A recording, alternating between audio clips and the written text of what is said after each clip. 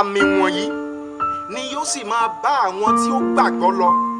Ní orúkọ mi ni wọ́n máa lé àwọn ẹ̀mí èṣù jáde, wọ́n sì máa fi èdè títún sọ̀rọ̀.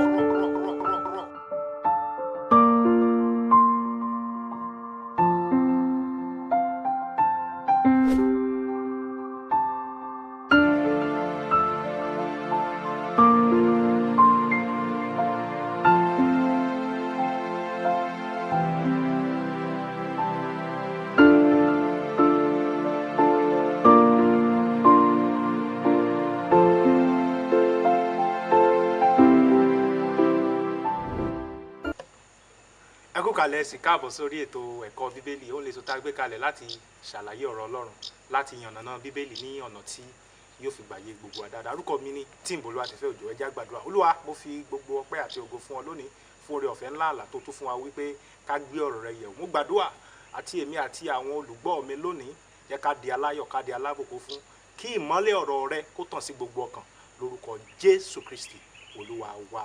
Àmín. Lẹ́ẹ̀kan sí mo kí yín káàbọ̀. Lónìí a fẹ́ bẹ̀rẹ̀ ẹ̀kọ́ mìíràn lónìí. Kí sì ni àkórí ẹ̀kọ́ yẹn? Òun náà ni mo pè ní ṣíṣe àlàyé ìfèdèfọ̀.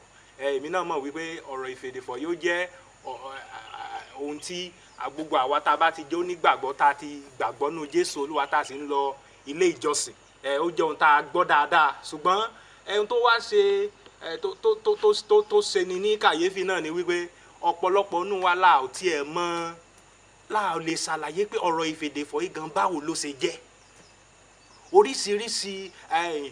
Oríṣiríṣi èrò ni ọ̀pọ̀lọpọ̀ wa la ní lọ́kàn nípa ọ̀rọ̀ yìí. So èrèdí tá a ṣe gbé títí a ṣe sọ pé òkè lónìí yìí ẹ jẹ́ àti ẹ̀ ṣe àlàyé lórí ọ̀rọ̀ ìfèdèfọ̀ yìí nìyẹn. Gbogbo àlàyé tá ò bá sì ṣe ó gbọ́dọ̀ ṣe kíni, ó gbọ́dọ̀ jẹyọ láti inú bíbélì. So ẹ já sí bíbélì, ìwé Tímótì kejì yẹn, ìwé Tímótì kejì.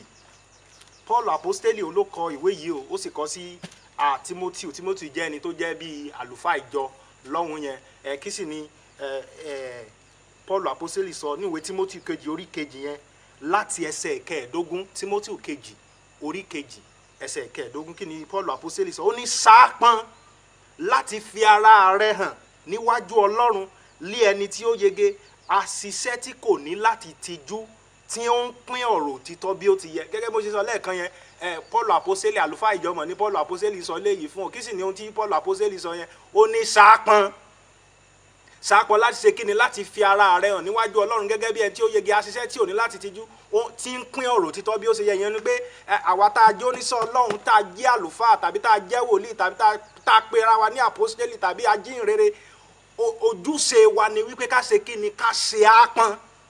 Ìyẹn ni pé iṣẹ́ ìránṣẹ́ tí a gbà yìí, eléyìí lọ sí gbogbo àwọn tá a jẹ́ ìránṣẹ́ Ọlọ́run ni o. Ó jẹ́ iṣẹ́ tó yẹ ká ṣe kíni? Ká ṣe ápọn. Ó ní àṣìṣe tí ò ní láti tijú, tó ń ṣe kíni?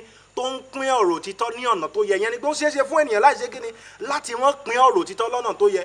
Ṣẹ̀rí báyìí. So ó wá jẹ́ ojúṣe gbogbo wa tá a jẹ́ ìránṣẹ́ Ọlọ́run, àkìtú ṣe ìránṣẹ́ Ọlọ́run nìkan, àti àwa tá a jẹ́ onígbàgbọ́ gan, láti ṣe kíni? Láti mọ bí a ṣe ń ṣàlàyé ọ̀rọ̀ Ọlọ́run, bá ṣe ń pín ọ̀rọ̀ òtítọ́ ní ọ̀nà tó yẹ. So gbogbo àlàyé tá ó ṣe nínú ìfèdèfọ̀ yìí báyìí, a gbọ́dọ̀ ṣe kíni? Ká máa yẹ̀ ẹ́ wò lẹ́sẹẹsẹ láti inú ibo, láti inú ìwé mímọ́, láti inú bíbélì.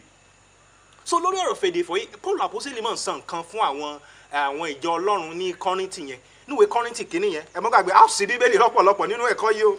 Ìwé Kọ́ríńtì kìíní orí kejìlá, Kọ́ríńtì kìíní yẹn orí kejìlá. Paul apostoli ó sọ ohun kan tó ṣe pàtàkì tí mo sì fẹ́ káwa náà gbámú lónìí nínú ẹ̀kọ́ yìí, nínú ìwé Kọ́ríńtì kìíní yẹn orí kejìlá ẹsẹ̀ ìkíní. Kí ni Paul apostoli sọ? Ó ní, ǹjẹ́ ní ti ẹ̀bùn ẹ̀mí ará, èmi kò fẹ́ kí ẹ̀yin kí ó jẹ́ òpè.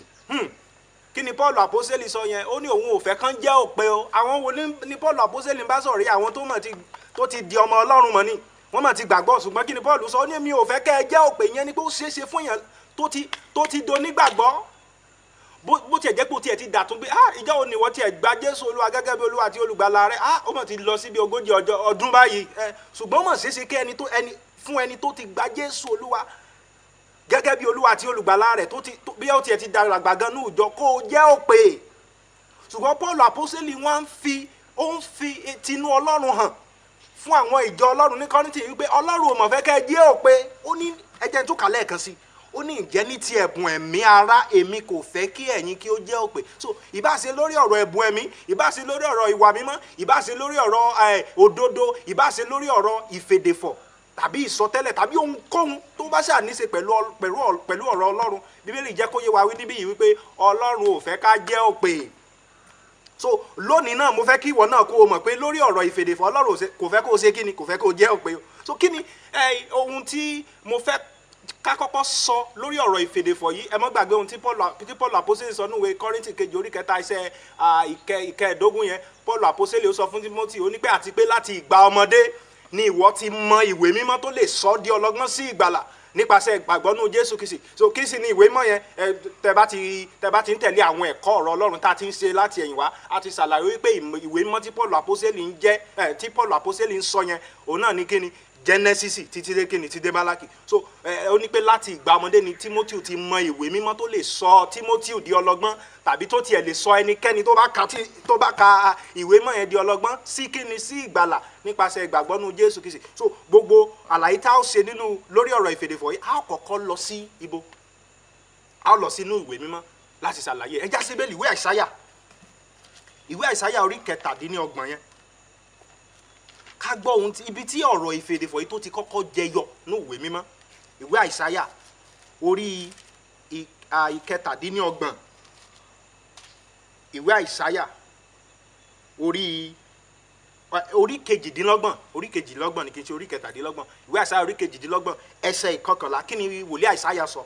Ó ní nítorí nípa ètè ẹlẹ́yà àti ní èdè mìíràn ni òun ó fi bá àwọn ènìyàn wọ̀nyí sọ̀rọ̀ sí ẹni tí òun wípé èyí ni ìsinmi, ẹ̀yin ìbá mú àwọn aláàárẹ̀ sinmi, èyí sì ní ìtura, síbẹ̀ àwọn kì yóò gbọ́. So ní ẹsẹ̀ 11 kí ló sọ yẹn? Ó ní nítorí nípa ètè ẹlẹ́yà àti ní èdè mìíràn ni òun ó fi bá àwọn èèyàn wọ̀nyí sọ. So kí ni a lè wá rò pé àmọ̀ dárúkọ ìfèdèfọ̀ ń bí ẹ mọ̀ wọ̀rí.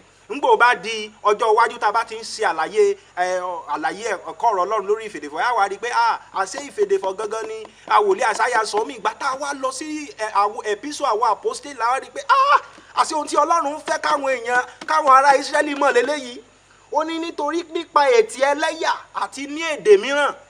Èdè mìíràn kí sì ni èdè yẹn? A ó ṣàlàyé rẹ̀ lọ́jọ́ iwájú, ṣùgbọ́n mo fẹ́ ká wá padà sí ìrere ti Máàkù yẹn, ká gbọ́ ohun tí Jésù Olúwa sọ lẹ́yìn ìgbà tó kú tó jíǹde. Kí ni ohun tí Jésù Olúwa gan, kí ni ohun tó sọ fún àwọn ọmọ ẹ̀yìn rẹ̀ lẹ́yìn ìgbà tó ṣe kíni, tó kú tó jíǹde? Ìwé Máàkù yẹn, Máàkù orí 16. Ẹ má gbàgbé orí ètò ẹ̀kọ́ Bíbélì làwà, a ó ṣe kíni, a ó ṣe Bíbélì. Torí ṣe rí ìgbàgbọ́ yìí yẹ kó yé wa dáadáa, torí ọ̀pọ̀lọpọ̀ ló jẹ́ wípé ńgbò bá ti di pàǹsí sí Bíbélì, ẹ jẹ́ á go straight to the point. Báwo lóyìnbó ṣe máa ń sọ, ẹ jẹ́ àti ẹ̀ sábẹ́ ń kó ká mọ ibi à ń lọ, ká gbàdúrà kí ìyanu kó ṣẹlẹ̀. Ṣùgbọ́n Ọlọ́run fẹ́ kó ní ìmọ̀, ó fẹ́ oní ìmọ̀. Kí ni Jésù Olúwa sọ? Máàkù orí 16 ẹsẹ̀ 17. Kí ni Jésù Olúwa sọ? Ó ní àmì wọ̀nyí ni yóò sì máa bá àwọn tí ó gbàgbọ́ lọ. Ní orúkọ mi ni wọ́n máa lé àwọn ẹ̀mí èṣù jáde, wọ́n sì máa fi èdè títún sọ̀rọ̀. Ẹ jẹ́ ń dá ní dúró ń bẹ̀ wọn. Kí ni Jésù Olúwa sọ? Ní àmì wọ̀nyí ni ó máa bá àwọn wo lọ? Àwọn tí ó gbàgbọ́ mọ̀ ní Jésù Olúwa ni ó máa bá lọ. Kí sì ni àmì yẹn? Ohun àkọ́kọ́ tí Jésù Olúwa sọ ni pé ní orúkọ mi ni wọ́n máa lé àwọn ẹ̀mí èṣù jáde, wọ́n sì máa fi èdè títún sọ̀rọ̀. So ọ̀rọ̀ ìfèdèfọ̀ yìí, òun náà ni Jésù Olúwa pè ní èdè títún yẹn. Kí ni Jésù Olúwa sọ? Ó ní àmì ní ìfèdèfọ̀ yìí jẹ́ fún àwọn tí wọ́n gbàgbọ́. So ohun àkọ́kọ́ tí mo fẹ́ ká kọ́kọ́ mú jáde nìyẹn. Ó jẹ́ àmì fún gbogbo àwọn tí ó gbàgbọ́. So tó bá dọ̀sẹ̀ tó ń bọ̀, a tún wá tẹ̀síwájú lórí ètò yìí, lórí ẹ̀kọ́ ọ̀rọ̀ Ọlọ́run, ṣíṣàlàyé kí ni ìfèdèfọ̀. So ohun àkọ́kọ́, ẹ má gbàgbé o, ìfèdèfọ̀ jẹ́ àmì fún àwọn tí wọ́n ti gbàgbọ́ nínú kí ni, gbàgbọ́ nínú ìrere Jésù Olúwa. Torí tẹ́ ẹ bá wo ohun tí Jésù Olúwa ti kọ́kọ́ sọ ṣáájú kó tó sọ ohun tó sọ ń bí yìí, a rí i pé ìrere ni Jésù Olúwa ń sọ̀rọ̀ rẹ̀. Nígbà bá di ọ̀sẹ̀ tó ń bọ̀, a tún ṣàlàyé lẹ́kùnrẹ́rẹ́ lórí ọ̀rọ̀ ìfèdèfọ̀ yìí. Mo pè ọ́ ní alábùkún fún.